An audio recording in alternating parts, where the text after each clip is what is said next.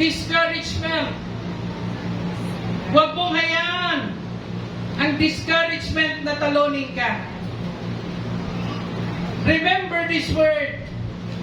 When you do something, there will always be people to oppose you. At yan pa ba kayo mga kapatid? Pag gumagawa ka ng isang bagay, lagi mong tandaan, laging may isang tao na sasalungat sa'yo. God is saying, it's time to wake up. I am going to do new things for you.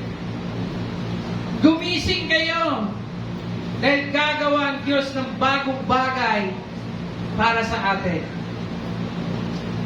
If there is opposition, it doesn't mean that God's plan will not materialize. Pakinggan niyo mabuti. Kahit may opposition, hindi ibig sabihin na hindi matutupad ang layunin ng Diyos. I do not know where you were defeated by the enemy. Pero hindi ibig sabihin na hindi mo kayang ma-achieve ang pangako ng Diyos. Kahit natalo tayo, kahit nagkaroon tayo ng mga pagkukulang, hindi ibig sabihin na hindi natin ma-achieve ang promesa, ang promises ni Lord. Ano ang turo sa atin ngayon? Arise and build. You are God's chosen people. You are God's chosen one. God is on your side. You have the promise to succeed. Pinangakuhan ka na magtagumpay. God has already given us victory, but we need to arise and build. Anong turo sa atin ngayon? Magtiwala ka. God's destiny will surely come to pass. Ipako mo yan. Ang pangako ng Diyos sa buhay mo ay mangyayari. Nothing has stopped God's plan for your life.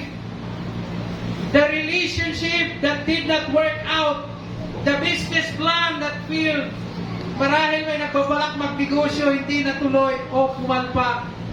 Marahil may mga mahal tayo na iniwan tayo. Hindi ibig sabihin na nawala sila, ay maglalaho din ang pangako ng Diyos.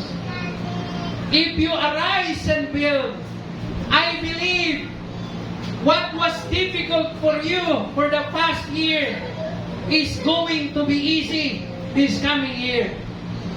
Amen. Ano yung mahirap sa atin nung nakaraan ay magiging easy na lang sa taong ito. In the same place, you so defeat. Kung saan ka nakasumpong ng pagkatalo, ay doon din ipapakita sa iyo ng Diyos.